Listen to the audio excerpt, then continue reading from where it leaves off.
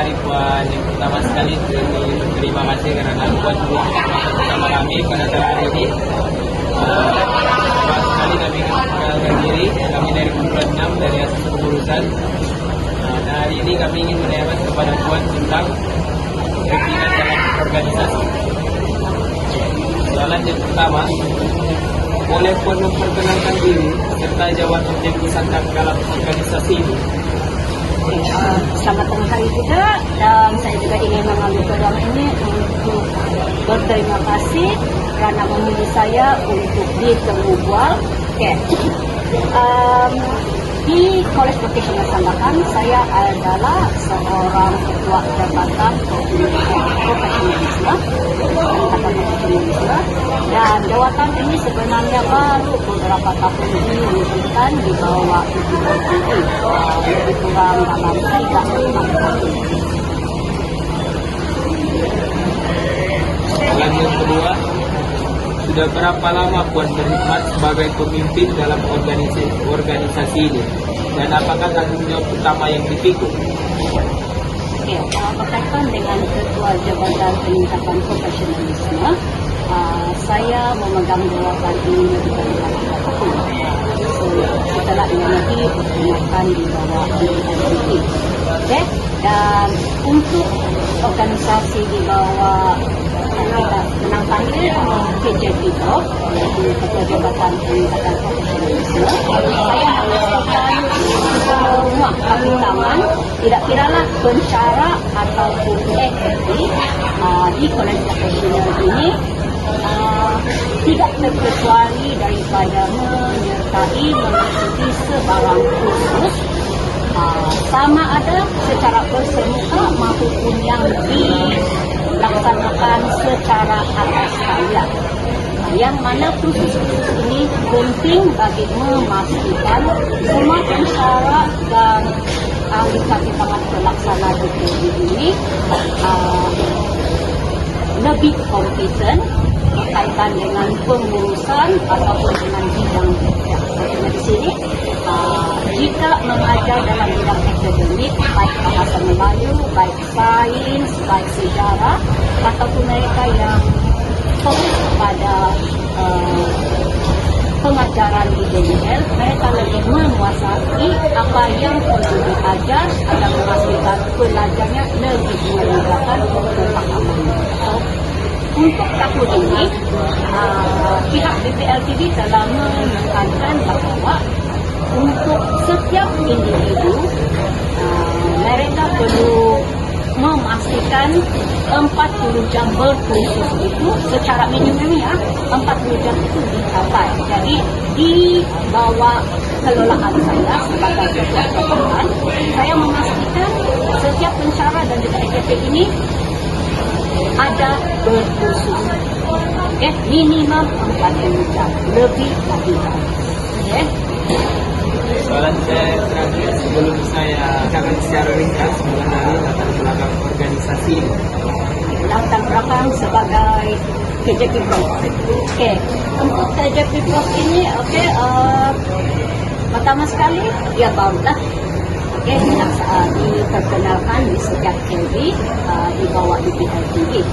Dan di bawah saya sebagai seorang ketua jabatan pengurusan peningkatan profesionalisme, saya juga dibantu oleh beberapa PJK di bawah saya, yang mana mereka ini terlibat dalam merancang kursus-kursus yang berkaitan dengan peningkatan profesionalisme. Dan saya juga ada EJK yang berkaitan merekodkan kursus-kursus yang telah dilaksanakan dan berapa lama jangka masa kursus tersebut dilaksanakan bagi setiap pencara dan akademi di bawah kolej. Terima kasih Puan. Terusnya saya kasih kepada lawan saya. Soalan dari Anda, soalan keempat, bagaimanakah pembagian tugas dan tanggung jawab dilakukan dalam kalangan pekerja di organisasi? Jika kita melihat kepada organisasi kolej profesional, penentuan organisasi itu itu sebenarnya dengan kolaborasi BPR TV, yaitu payung utama yang mengawal setiap KLPP ini. Dan kerjasama itu diletakkan di bawah pentadbiran College Profesional yang mana setiap college itu dibahagikan kepada beberapa unit-unit yang menguruskan dan mengendalikan unit tersebut. Okay? Secara umumnya di bawah college profesional kita ada 3 yang utama, yaitu buat pengarah, kita ada timbalan pengarah akademik yang mana mengurus berkaitan dengan akademik. Dan selepas itu kita dibantu oleh timbalan pengarah sokongan akademik yang membantu menguruskan apa-apa perkara ataupun apa-apa aktiviti ataupun program yang melibatkan di luar akademik. Maksudnya kehadiran pengajar, pengurusan kediaman asrama, dari segi kes-kes disiplin, dan selain itu kita ada di bawah Ketua Jaminan Kualiti yang mana mengurus berkaitan dengan kualiti college itu sendiri. Bila berkaitan dengan kualiti college, mengurus ke arah pengurusan filenya, okay? Mengurus dari segi keuangannya, okay? Dan apa-apa juga yang berkaitan dengan pensijilan ataupun pengiktirafan KLPP itu sendiri, baik dari segi sukan, baik dari segi akademik, dan dari segi pembelajaran belajar, semuanya di bawah college, di bawah kualiti jaminan kualiti. Dan berkaitan dengan portfolio yang saya pegang sebagai Ketua Jabatan Peningkatan Profesionalisme, saya ada lagi 2 kendalian timbalan pengarah akademik, okay? Di mana saya memastikan setiap pegawai, yaitu pensyarah ataupun AKP kita, itu kerani, tidak terlepas peluang untuk mencapai 40 jam. So, ini adalah dasar di mana tiada yang terkecuali, sama ada pensyarah maupun anggota kabinet pelaksana wajib mencapai mematuhi arahan yang diarahkan 40 jam sekurang-kurangnya minimum. Jadi, bagaimana saya memilih EJK di bawah saya? Okay. Pemilihan EJK memegang portfolio sebenarnya dipertanggungjawabkan oleh pihak pentadbiran kita. Pada pengarah akan diberikan pengalaman cenderung kepada demokratik, selesaikan dalam masa 2026 ini, dalam masa setahun. So, kaki tangan di bawah saya seramai 64 orang, termasuk saya, tidak juga rasa berbeban. Dalam masa yang panjang, 365 hari, rasanya saya bagi masa yang agak panjang, agak cukup untuk memastikan semua pegawai saya, termasuk diri saya, melaksanakannya. Namun, bila melibatkan pencapaian 40 jam itu, setiap bulan saya kena hantar rekod, bukan kepada pengarah KV, tapi kepada pengarah College Profesional seluruh Malaysia. Kepada siapa? Kepada pegawai yang lagi di atas, itu pihak BPRTV, bagian latihan dan profesional. So, saya kena push juga lah. So, di sana mungkin saya ada sedikit berbeza juga. Tapi secara overall, untuk menjaga hati, sebab kita tahu orang ni tidak suka ditekan. So, saya bagi kebebasan. Tapi saya akan peringatkan, okey, sekarang menghampiri 5 hari bulan, kita akan perlu hantar rekod. Saya peringatkan, saya keluarkan, ini adalah saudara yang belum mencapai 40 jam. Hampir-hampir 40 jam. So, syukur, mungkin ada yang tidak boleh menerima, tapi untuk setakat bulan Ogos, 5 Ogos, kita sebenarnya telah mencapai 0% tidak berkursus. Maksudnya semua telah berkursus, at least 1 jam. Sekurang-kurangnya 1 jam. Jadi perlu capai 39 jam lagi.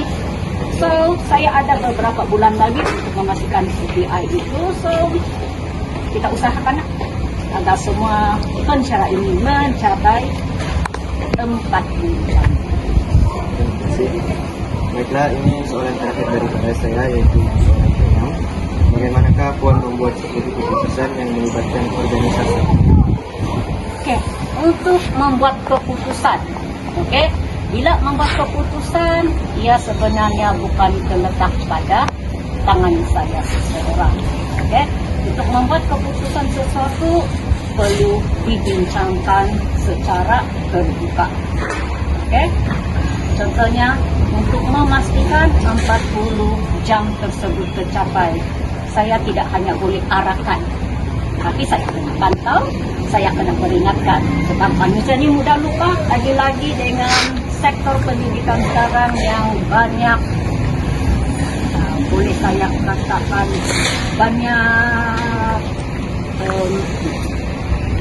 banyak isunya, banyak cabarannya, bukan mudah, bukan seperti 40 tahun yang lalu atau 50 tahun yang lalu.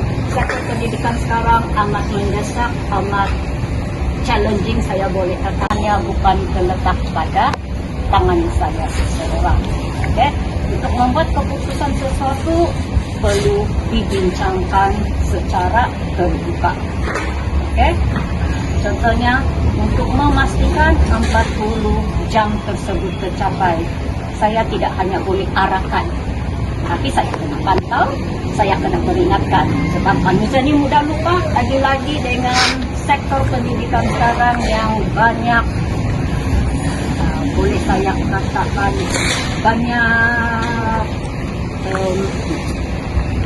banyak isunya, banyak cabarannya, bukan mudah, bukan seperti 40 tahun yang lalu atau 50 tahun yang lalu. Sektor pendidikan sekarang amat mendesak, amat challenging, saya boleh katakan. So, untuk buat keputusan, saya lebih suka open table.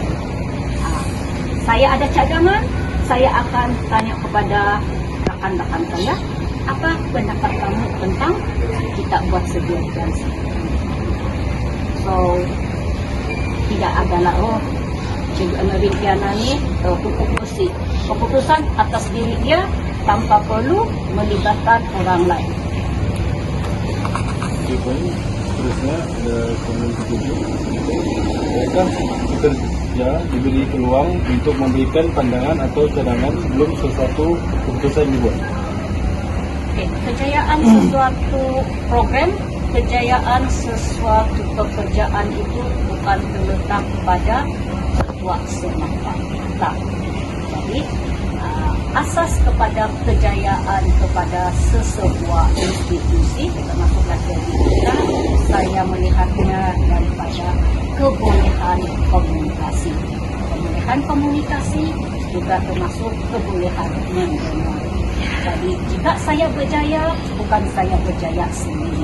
Jika saya berjaya memastikan 64 pegawai di bawah bak saya, termasuk pengarah sendiri, boleh mencapai 40 jam itu, bukan kejayaan saya sendiri, tapi atas kerjasama 63 orang pegawai di bawah saya. Pengarah, ketua saya, termasuklah orang yang di bawah saya anggap mereka sebagai teknologi. Mereka semuanya adalah sama diajarkan, sama seperti saya. So, konsepnya komunikasi dan mendengar. Jadi, ketika saya beri mendengar pandangan, so saya rasa setakat ini mereka menerima apa yang saya arahkan.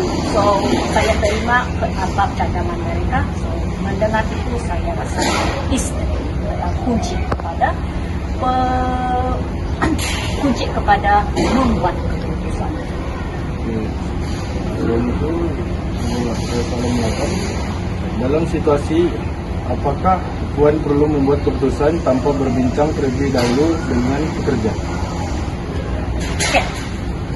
Apakah situasi yang saya mungkin tidak perlu berbincang? Oke. Mungkin sebagai casualty group, saya perlu hantar laporan. So, saya telah ingatkan setiap 5 hari bulan saya perlu hantar.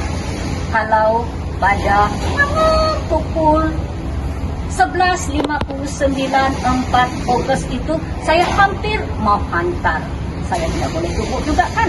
So mau tidak mau saya kena hantar juga pelaporan rekod berapakah bilangan pegawai di kolej vokasional yang telah berkursus setakat 5 Ogos 2026.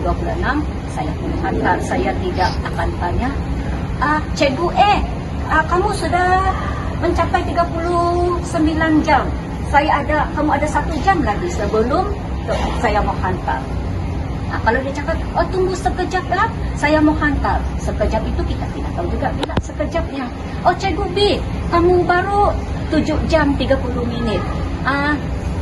Kamu ada beberapa minit lagi sebelum cukup 5 Ogos 2026. Sekarang pukul 11.59. Kenapa saya tunggu?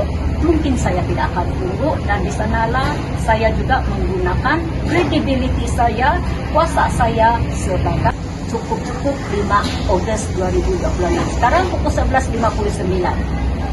Kenapa saya tunggu? Mungkin saya tidak akan tunggu, dan di sanalah saya juga menggunakan credibility saya, kuasa saya sebagai seorang pemimpin. Soalan ke-9. Apakah kaedah yang digunakan untuk memberi motivasi kepada pekerja supaya sentiasa bersemangat dan komited terhadap tugas? Okay. Saya rasa untuk memastikan hati dan perasaan pensyarah itu sentiasa dengan saya, penghargaan adalah intinya. Mungkin saya tidak boleh bagi majlis makan-makan setiap bulan, tapi saya rasa jika saya sebagai ketua ikhlas dalam kerja saya, penghargaan dalam bentuk terima kasih itu saya rasa memadai untuk memastikan 63 pegawai di bawah saya, termasuklah pengarah kolej vokasional itu dihargai. Dan untuk memotivasikan pula, salah satunya selain penghargaan adalah komunikasi yang sopan. Okay? Dalam tegas itu ada juga sopannya, bukan mengarah seperti seorang diktator, atau dalam ketatanegaraan sebagai seorang yang autoritatif. Soalan 10. Bagaimanakah Puan menangani pekerja yang menunjukkan prestasi kerja yang kurang memuaskan?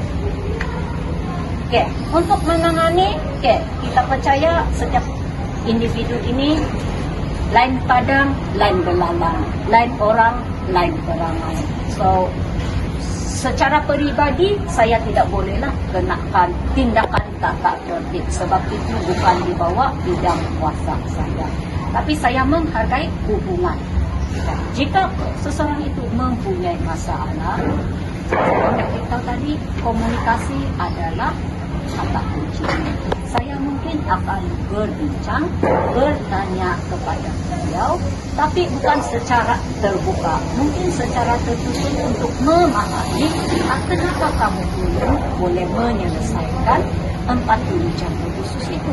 Kenapa lambat sangat kamu mau berpindah daripada berganjak 1 jam kepada beberapa jam. Mungkin dia ada masalah dan saya tidak boleh agak keterlaluan jika saya jatuh. Kamu belum mencapai 1 jam pun saya akan potong gaji kamu, atau saya sispa kamu, atau saya buat aduan kepada pengarah. So, memahami masalah itu mungkin salah satu jalan penyelesaian. Siapa tahu dengan cara itu akan membuatkan seseorang itu rasa dihargai, rasa diambil beratkan, secara tidak langsung akan memotivasikan diri tersebut untuk ambil tindakan. Oke, terima kasih Puan. Kita akan beralih kepada rekan kami, Leticia Busa. Sebenarnya soalan daripada saya, apakah cabaran terbesar yang pernah Puan hadapi sebagai seorang pemimpin dan bagaimanakah cabaran tersebut berjaya diatasi? Oke, cabaran terbesar saya rasa bukan hanya besar, tapi saya mungkin melihatnya agak besar juga. Sebab cabaran terbesar saya yang saya rasakan adalah bagaimana menyertai jabatan pendidikan profesional ini. Okay? Bagaimana untuk memastikan individu atau anggota Mahkamah Pelaksana termasuklah pensyarah di Kolej Profesional ini mendukung dasar yang dibawa oleh DPRTB, atau mungkin saya boleh katakan di bawah kerajaan. Sebab untuk khusus ini bukan terkait kepada Kolej Profesional. So itu cabaran saya untuk memastikan kerjasama itu wujud, semuanya mendukung usaha ini. Dan bagaimana ianya tercapai daripada sebelum ini kita lihat susah untuk dapatkan seorang, bukan susah juga seorang, payah untuk memastikan dapat 10 orang itu untuk sekurang-kurangnya 1 jam. Tapi dan as time goes by, apabila hari berhari, kita dapat lihat dalam rekod adalah yang mengambil tindakan untuk buat khusus, menyertai apa-apa aktiviti inovasi, menyertai atau mendengar sesi libat turut ataupun webinar atau membaca buku yang mana dianggap sebagai antara khusus yang boleh diterima dan dilakukan. Dan bagaimana untuk memastikan komunikasi dan berhubung dari kepada ini. Dan untuk memastikan dia berjaya juga, saya akan buat rumusan dan akan dipaparkan untuk ditunjukkan kepada individu di mana ianya ditunjukkan secara terbuka di dalam grup Telegram official. Jadi di sana mungkin akan ada rasa malu. Oh, nama saya muncul, saya baru 2 jam. Sianu tiada nama, mungkinnya sudah mencapai 40 jam. So, tindakan itu mungkin sedikit sebanyak akan mencetus rasa segan, rasa malu. Saya hampir-hampir sudah mencapai 39, sedikit lagi mencapai 40. So, bila nama itu dipaparkan, mungkin akan menunjukkan rasa segan, rasa malu, dan terdetik tindakan untuk memastikan semuanya hopefully sehingga Desember ini semuanya akan berkhusus 40 jam.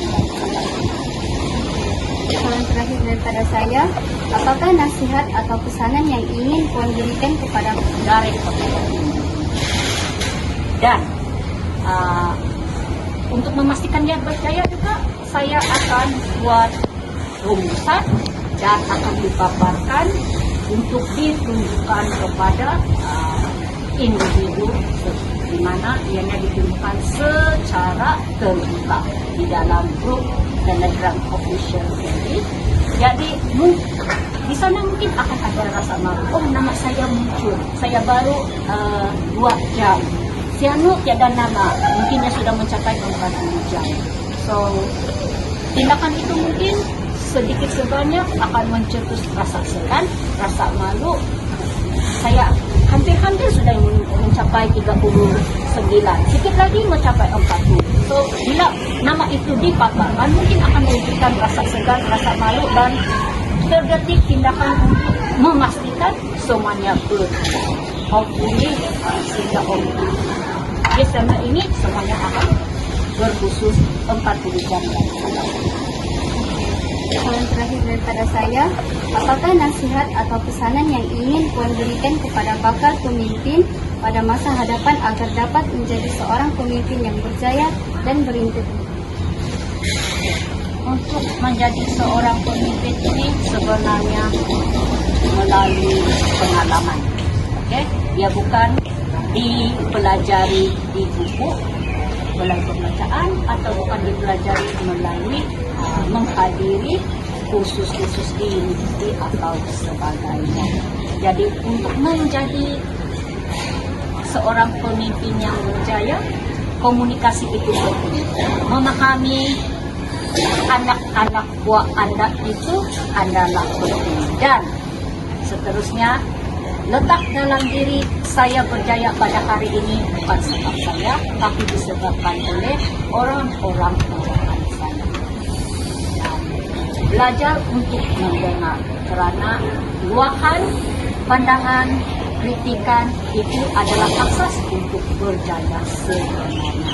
Dan jadilah seorang pemimpin yang jujur, di mana mengurus seseorang itu atau menguruskan sesebuah institusi itu kena datang dari hati. Bukan maksudnya saya ketua, saya mau dihormati. Saya ketua, saya ingin diampuni. Jika kita melaksanakan tugas itu jujur dengan ikhlas, orang lain di bawah kita akan hormat kita. Bukan orang patuh kepada kita sebab diarahkan, tapi rasa hormat itu datang, kerjasama itu pasti akan datang, dan kejayaan sesebuah institusi itu pasti akan datang bersama. Terima kasih kepada pandangan Ana karena sudi meluangkan masa bersama kami menjawab soalan yang kami tujukan kepada Puan. Sama-sama juga.